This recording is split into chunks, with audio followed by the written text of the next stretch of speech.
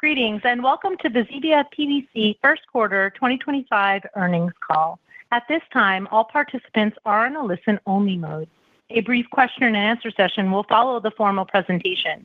If anyone should require operator assistance during the conference, please press *0 on your telephone keypad. As a reminder, this conference is being recorded. It is now my pleasure to introduce your host, Jean Fontana, Senior Managing Director with Addo Investor Relations. Thank you. You may begin.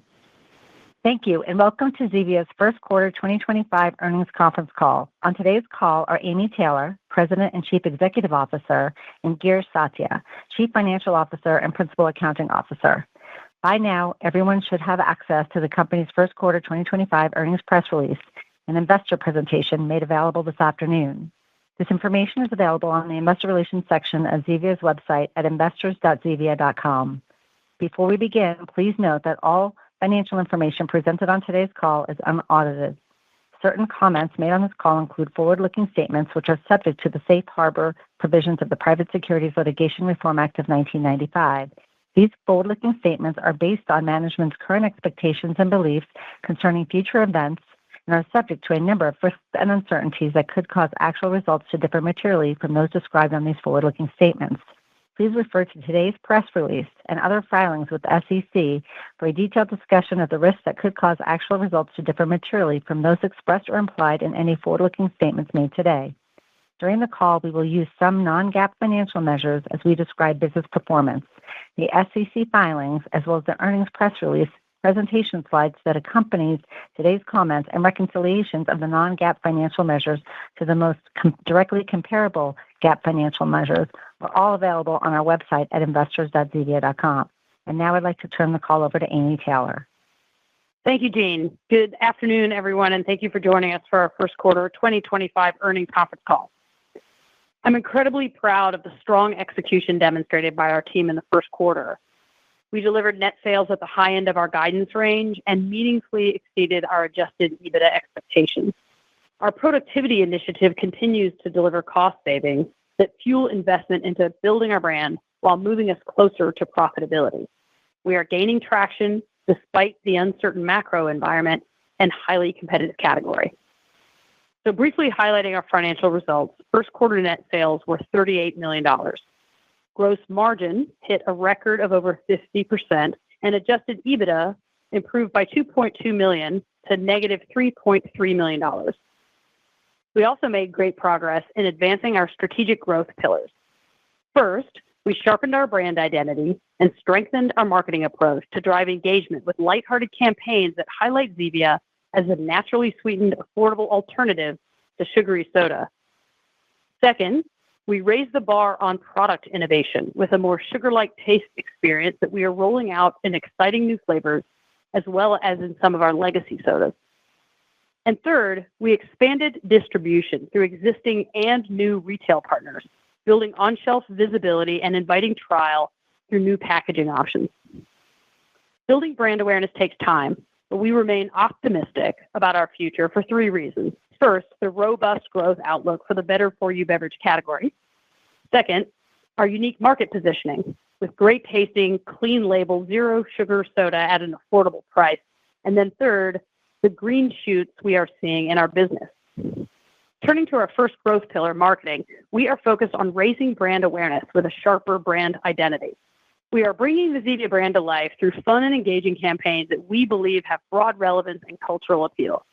In March, we launched a new campaign featuring the highly popular crossover artist Jelly Roll, who has been actively sharing his journey toward living a healthier lifestyle. The advertising campaign, entitled Get the Fake Outta Here, was another lighthearted parody of artificiality, building on our holiday campaign, but this time poking a little fun at celebrity endorsements. The campaign extended its reach way beyond paid media, with social and editorial impact proving that the creative was compelling to a broad audience. The campaign was also covered by People magazine and several other broad-reaching mainstream digital media channels.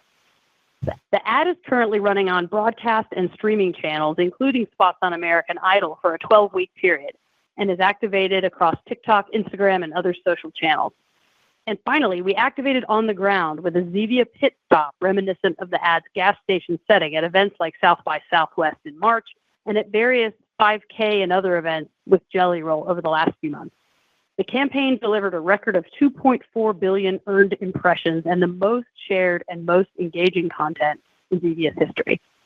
We will build on this momentum and look forward to sharing more details on our summer campaign as we continue to pulse new creative, inviting consumers to take a break from artificial. With respect to our second strategic growth pillar, product innovation, we are raising the taste profile of our zero sugar sodas. Creamy root beer and our unique limited edition offering, salted caramel, have garnered strong responses and consistently outperform in taste tests. In conjunction with these successes, we are expanding this more sugar-like taste experience into new flavors, as well as into some of our legacy sodas. In time for the important summer season, we are very encouraged by the better-than-planned initial sales performance of our newest flavor, Strawberry Lemon Burst, which in testing received the highest purchase intent score in Zevia's history. This highly anticipated launch will be at the center of our summer campaign. And then exclusive to Sprouts, Orange Creamsicle is also available now. And there's more to come as a part of Zevia's rapid innovation efforts to support expanding the user base. And then finally, we plan to build on the success we saw at Walmart with variety packs. We are now rolling out a 12-count variety pack across approximately 80% of our grocery and natural channel stores through Q2 during spring reset. So turning now to our final strategic growth pillar, distribution, we remain optimistic about our strong performance at Walmart since the launch of the modern soda set across all U.S. stores. We believe that Walmart's Better For You soda initiative will help to raise awareness and increase the consumer base, both for the category and for the Zevia brand. Our new variety pack, supportive of driving trial, has been and continues to be the top-selling Zevia SKU since its launch. We'll be introducing an additional variety pack and new flavors at Walmart in the coming months, as innovation remains key in this fast-growing competitive category. In the food channel, Albertsons has launched its own Better For You soda set with Next Gen Bev. We believe the Zevia strong brand block at eye level in a vertical shelf position sets us up well to capitalize on this expansion. Very early reads, including the same-store sales lift and trial of new products, are very encouraging. And then in the drug channel, Zevia gained new distribution across nearly 8,000 Walgreens stores. The assortment features 6 flavors in one variety pack and will additionally be on an end cap featuring summer beverages starting at the end of May. In convenience, we're executing new distribution across a number of regional players and 2 national banners on a regional basis. Each of these represents an opportunity to test and learn with our sleek single-serve soda offering and with variable merchandising approaches. This small footprint with top operators and regional chains can help inform a broader rollout, both for the brand and the category in convenience. And then lastly on distribution, our DSD or direct store delivery strategy continues to unlock improved in-store presence and new channel distribution with a focus for now on the West Coast. We're encouraged to see that our test market in the Northwest continues to outperform rest of market. And in April, we launched Crescent Crown in Arizona with neighboring states to follow in parallel with new singles distribution commitments at retail. So in closing, we remain bullish on Zevia's competitive position with an enjoyable, healthier, and more affordable offering in a moment when consumers are more focused on health and clean label products than ever. We're encouraged by the early proof points we're seeing across our strategic growth pillars as we continue to work to strengthen our foundation for future growth. And so with that, I'll turn the call over to Girish. Thank you, Amy. Good afternoon, everyone, and thanks for joining our call today. Our first quarter performance reflects great progress against our long-term strategic plan. We continue to advance our productivity initiative, which not only drove record gross margin, but yielded operational cost savings that enabled us to increase investments into brand-building initiatives. Turning to our first quarter results. We delivered net sales of $38 million, a decrease of 2% as compared to the first quarter of last year. The decline was primarily due to increased promotional activity. This was partially offset by pricing and improved volumes driven by expanded distribution at Walmart, offsetting the previously disclosed distribution losses in club and one major mass retailer last year. Gross margin reached a record high of 50.1%, an increase of 440 basis points from 45.7% in the first quarter of last year. This improvement reflects lower product costs and improved inventory management, partially offset by higher promotional activity. Selling and marketing expenses were $15.3 million, or 40.3% of net sales in the first quarter of 2025, compared to $15.1 million, or 38.8% of net sales in the first quarter of 2024. Selling expense was $9.1 million, or 24.1% of net sales, compared to $12.3 million, or 31.8% of net sales in the first quarter of 2024, a decrease of 25.8%. In addition to cost efficiencies, we achieved record customer fulfillment rates during the quarter. Marketing expense was $6.2 million, or 16.2%, compared to $2.7 million, or 7% of net sales in the first quarter of 2024. The increase was primarily due to higher marketing investments fueled by cost savings initiatives in freight and warehousing. General administrative expenses were $7 million, or 18.4% of net sales in the first quarter of 2025, compared to $8.1 million, or 20.9% of net sales in the first quarter of 2024, largely due to cost-saving measures, including employee reductions to right-size the business and focus on growth-driving initiatives. Restructuring expenses were $2.1 million in the first quarter, which primarily includes employee-related severance costs and largely completes our planned restructuring initiatives. As a result of the aforementioned factors, net loss was $6.4 million compared to a net loss of $7.2 million last year, an improvement of $0.8 million. Adjusted EBITDA loss was $3.3 million compared to an adjusted EBITDA loss of $5.5 million in the prior year period. The $2.2 million improvement came despite the decrease in net sales as we continue to deliver on our productivity initiative and reinvest in the business. Turning to our balance sheet, we ended the quarter with approximately $28 million in cash and cash equivalents and have an undrawn revolving credit line of $20 million. Now turning to our outlook. The success of our productivity initiative, which led to an annualized cost savings of $15 million, not only sets us on a strong path to profitability, but enabled us to make key investments to accelerate future growth. We continue to find opportunities to streamline our operations and drive efficiencies in order to offset impending tariff costs. We are focused on what we can control in a challenging macro environment and a highly competitive category, and it's working. Based on our first quarter results and current trends in the business, we are maintaining our full-year net sales guidance in the range of $158 million to $163 million. We're also maintaining our adjusted EBITDA loss range of $8 million to $11 million, despite the impact of higher tariffs, which we are working to offset with additional cost savings throughout the year. Turning to the second quarter, we expect net sales of between $40.5 million to $42.5 million. We would note that Q2 and Q3 are historically the highest volume quarters of the year due to seasonality. We expect Q2 adjusted EBITDA loss to be between $2.2 million and $2.9 million, reflective of increased marketing investments and higher promotions in addition to the higher tariff-related costs I previously mentioned.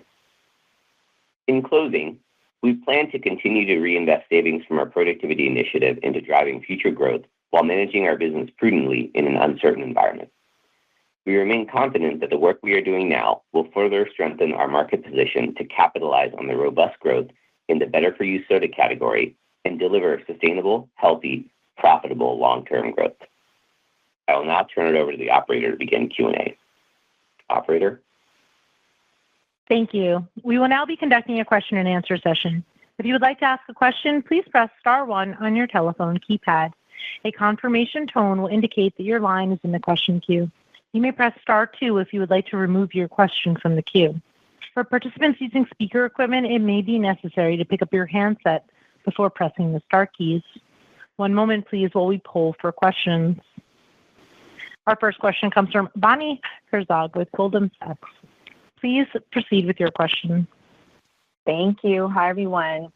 I guess my first question is on your guidance. You maintained your full-year guide and then provided a Q2 guide, which I guess implies your top-line growth will accelerate to about 7% at the midpoint in 2H versus, I guess, about flat in 1H, as well as EBITDA acceleration or, I guess, lower declines in the second half. So just hoping to hear a little bit more about the drivers behind this and maybe the visibility you have on this. Sure. Thanks, Bonnie.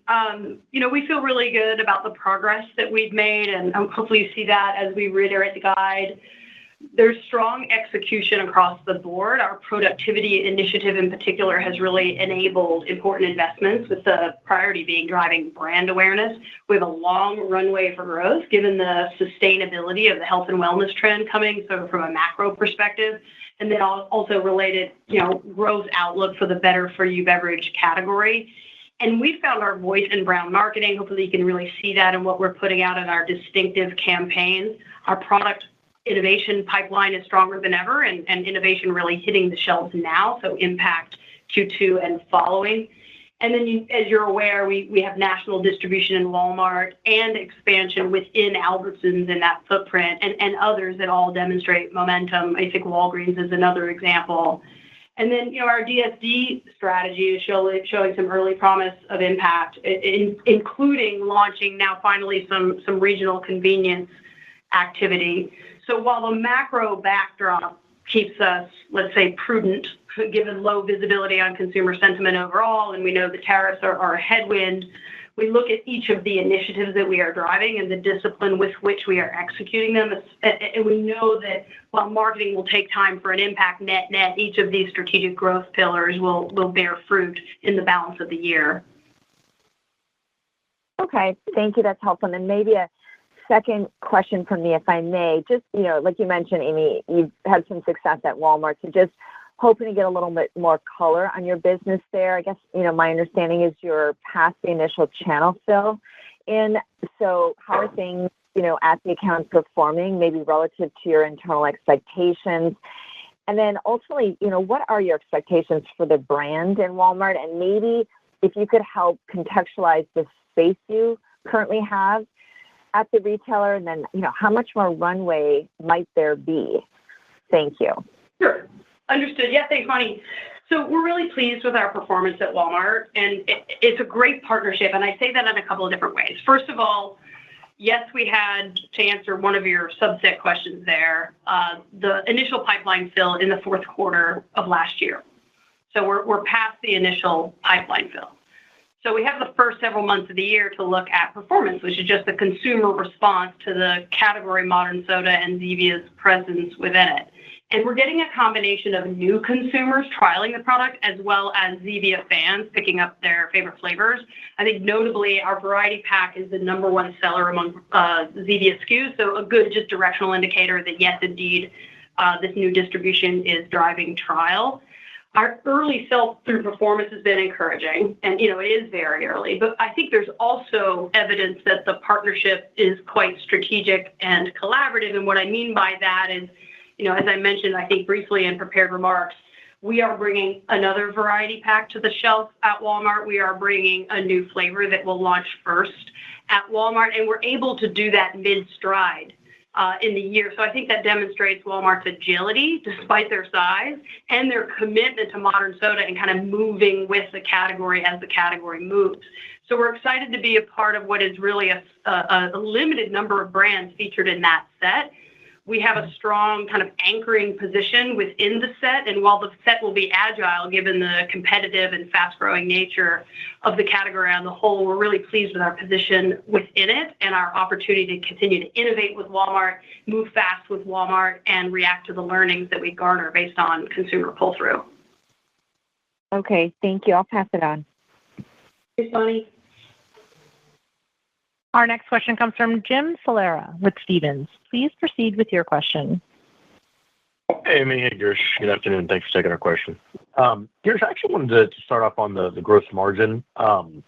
Is 50% plus gross margin sustainable on a go-forward basis? And if you could maybe help us bridge, the puts and takes between tariff headwinds, maybe you can quantify, how much of that is exposing your COGS, what the potential risks there are, and then how we kind of offset that on the productivity side. Yeah, absolutely. Thanks for the question, Jim. We do believe, and I do believe that, gross margins in the upper 40s are sustainable. I would note that the gross margin of 50%, is also inclusive of what I believe to be a right-sized promotion spend as well for both the company and the category. As we think about sort of the rest of the year outlook, the tariffs will be about a 200 basis points headwind that we will seek to overcome vis-a-vis product portfolio adaptations, vis-a-vis continued work around price pack architecture and continued changes in sourcing strategy. So we do have the levers to offset that. In the very, very short run, we will see some of that impact hit in Q2 more and be more impactful in Q3. But by then, meaning by Q3, Q4, we'll begin to offset some of it. So net gross margins in the upper 40s are sustainable, inclusive of this 200 bip headwind that we are that we're beginning to see the impact of. Okay, that's helpful. And then, Amy, I wanted to ask a little bit on the convenience side. If I interpreted your prepared remarks correctly, it's just going to be the single cans, the thin cans in convenience. And is that expansion kind of governed by where you have the DSD relationships, and that's where we should expect to see the single cans distributed with regional players in those areas, and then I guess the national brands that operate within those regions as well? Is that the right way to think about that? Yes, Jim, frankly, you nailed it on all points. So it's the 12-ounce sleek soda can that will be featuring in convenience, and the combination of both regional players as well as national banners on a regional basis give us the ability to test and learn with pricing and merchandising strategies and combinations. So featuring in the cold box, featuring cold next to the register, and a few other options, but all with those singles. And yes, you're also correct that we are executing that inside of our DSD footprint, which as of right now is the Northwest and the Southwest. So convenience and DSD moving together, which makes sense and gives us a lot of opportunity to learn not only about our brand's performance and opportunity in convenience and readiness for convenience, but also the category, which is still very, very nascent within sort of the impulse environment. If I could just sneak one quick follow-up on that. Are you guys going to have branded coolers in convenience and across the DSD network? We do have the option to activate branded coolers and where those investments make sense. So where volumes and space requirements would enable that type of replacement, we would certainly do that. And as you probably remember from the past, we've had strong brand performance from branded coolers inside of a natural channel with sort of an impulse opportunity, be it near the register or near deli. A natural channel often behaves a little bit like a deli or like a convenience store in some ways. So yes, we have that option, but I would say that would be a bit of a phase 2 volume and space-based opportunity. Got it. Thank you very much. I'll hop back in the queue. Thanks, Jim. Our next question comes from Eric Serrata with Morgan Stanley. Please proceed with your question. Great. So first, housekeeping question.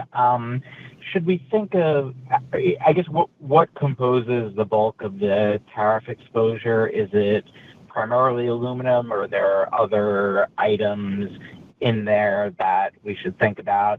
And then bigger picture, I know it's early days of both some of your initiatives and the Walmart Modern Soda Set, but what are you seeing in terms of household penetration changes since, the customer shelf set changes, and since some of your initiatives on the product channel route to market standpoint? And then sort of how does that inform your longer term thinking in terms of TAM or household penetration for the category and brand?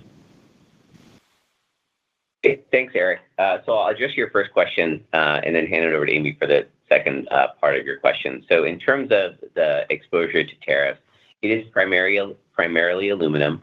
There are some secondary impacts on some of our sources of stevia, as well as some of the cross-border / transportation costs between Canada and U.S. or Canadian and U.S. production facilities. And so, but the real bulk of it is aluminum. Yeah, and I'm happy to talk just a little bit about, let's say, maybe sizing the opportunity and progress against that. starting with your first literal question, I suppose, on Walmart and household penetration. So the Walmart distribution has been additive to our household penetration. In other words, Walmart is helping us to grow the consumer base. That is in part just by the sheer number of stores, right? We've gone from 800 Walmart stores selling to 4,300, in other words, national distribution. And particularly in some geographies where we have slightly lower penetration and really fast growth rates like the Southeast, we're seeing support to reach new households through that new distribution. I think bigger picture, the healthier living and specifically sugar avoidance is not a trend, but it's really here to stay.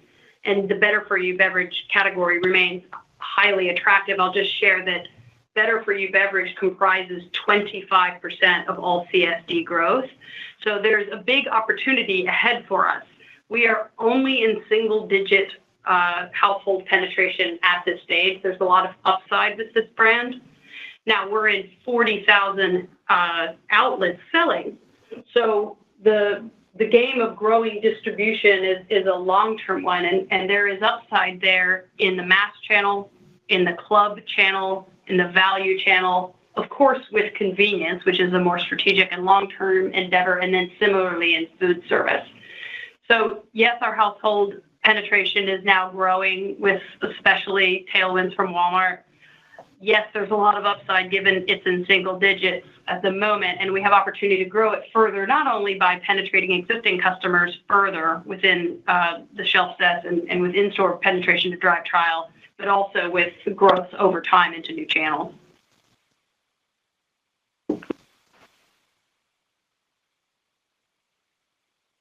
Our next question comes from Andrew Strelzik with BMO. Please proceed with your question.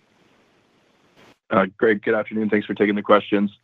I wanted to start by asking about the marketing, and in particular, you mentioned the impressions, which are great to see, and the fact that you won't see the benefits in the P&L for some time. So I guess in the interim, how are you gauging the effectiveness of the marketing? Is it brand awareness or other metrics that you're looking at? And have you seen any changes over the last couple months as you started to step on the gas there?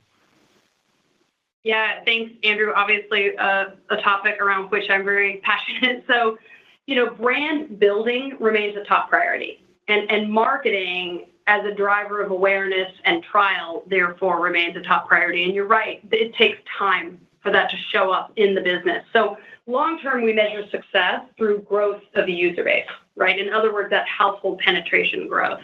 And in the meantime, we measure consumer sentiment around the brand through surveys to seek out leading indicators and kind of pressure test collective marketing effectiveness. So you think about something like a brand health tracker in the market on a regular basis to give us some guideposts on how the consumer is receiving our broader brand building messages. So that's the long term, that's brand building. More near in, we can measure the impact of velocity driving investments through what I'll call a closed loop attribution model, and think about that on a retailer by retailer basis.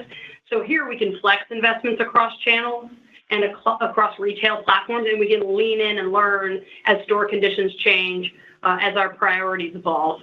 So in the current environment, we may flex where we spend, based on our learning, based on the macro here and there, but awareness and trial remain a priority, and we'll continue to invest in brand in balance with, investing in the velocity driver. So we think about this very much for the long term, but we're also leaning in and driving it for the short term with velocity support at retail and in e-commerce. Okay, great. That's super helpful. And my other question, I know you're only providing the 2Q and the annual guidance, but kind of as I think about the back half of the year, last year was a little bit abnormal. You talked about which are typically your bigger quarters. Is there anything else to keep in mind as we kind of think about the phasing of the growth through the back half of the year? Is it fair to think 3Q is going to be a bit more elevated? We take a step back in 4Q, or just anything else to keep in mind about the back half? Thanks. Yeah, I think directionally, thanks, Andrew. I think directionally you're correct. I mean, from a revenue standpoint, Q2 and Q3 remain the peak quarters for the year. Sorry, there's some background noise here. And Q4 will be lapping the pipeline fill for Walmart. And then just from an EBITDA perspective, Q1, as you've seen, in Q3 will be the elevated marketing spends for the year. so, from a modeling standpoint, you can factor that in as you think about the quarterly cadence. Great. Thank you very much.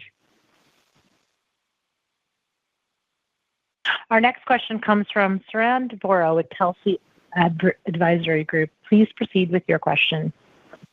Great. Thank you so much. Question is on the distribution. So, you did gain a lot of distribution, Albertsons, Walgreens. Can you share how this rolls out over the year? For example, Walgreens, you have 8,000 stores. Will it be in second quarter, third quarter, or is it a whole annual rollout?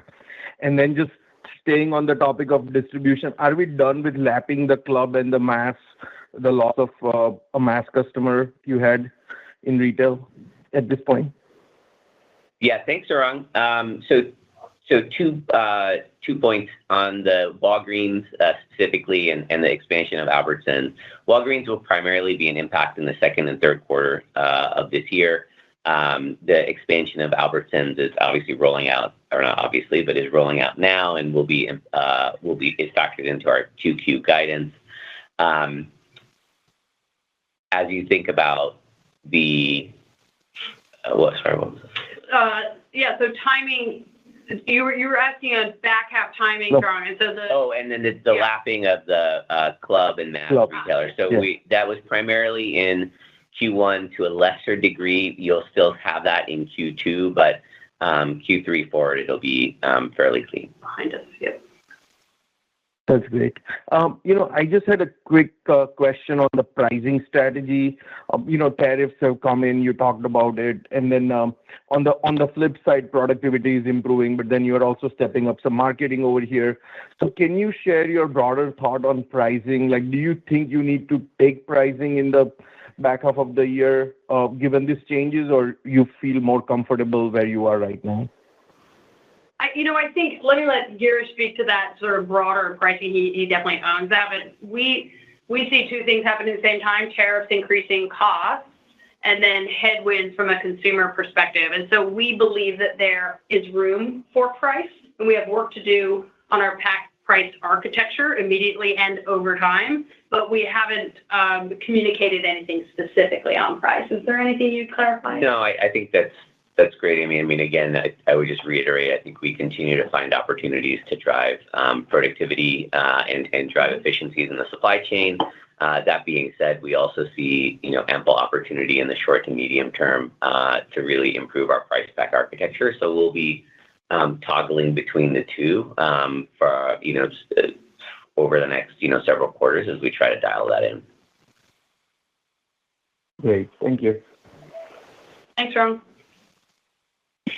Our next question comes from Eric Des Lauriers with Craig-Hallum. Please proceed with your question. Great. Thanks for taking my question. Just one high-level question from me. So in light of the macro uncertainty, are you seeing any recent changes from a consumer behavior standpoint in the better-for-you beverage category as a whole, and then at the everyday price point where you operate? I guess I'm wondering if you see consumers kind of trading out of the category or trading down to your everyday price point. I mean, maybe growth is kind of too strong in this newer category to notice these subtleties, but just kind of broadly wondering if you see a market share opportunity as consumers get more price conscious. Thanks. Eric, I think the points that you're making kind of through your question are exactly right. So first of all, to literally answer your question, it's too early to say. We're not seeing movement right now. If we read what we believe is coming in the macroeconomic environment, we're not yet seeing that in consumer behavior. But what's our opportunity? Our opportunity is that we are the affordable option among great tasting, better for you products in the set. And that's something that we found has been an advantage to us over time, and maybe even more now in this new era where we sit next to higher price and often functional options. So while it's too early to say, we do think we are well positioned to be resilient and maybe from a market share perspective advantaged when we continue to be sort of worth the dollar from a value perspective, because there's no compromise in taste. We're a great tasting and clean label option, and then we're significantly more competitively priced. It's a soda priced like a soda versus a new kind of price point from a functional beverage standpoint. So I think your observations are probably directionally astute, although it's not yet showing up in consumer purchase behavior. All right, that's very helpful. I appreciate that color. Thank you. Thanks, Eric. Thanks, Eric. There are no further questions at this time. I would now like to turn the floor back over to Amy Taylor for closing comments. Yeah, thanks for your attention today, everyone. We are really pleased with the strong execution by our team delivered in Q1 and the continued commitment that I'm seeing from them to execute against our key strategic growth pillars. And again, those are distinctive and engaging marketing, strong flavor and pack innovation, and then our efforts against distribution. So there's strong tailwinds in our category. There's exciting green shoots in our business. And we have a clear position for our brand, given our taste, clean label, zero sugar, affordable positioning. So despite the conversation around a muted macro, we're confident in and focused on a bright future for Zevia. Thanks for joining us today. This concludes today's teleconference. You may disconnect your lines at this time. Thank you for your participation.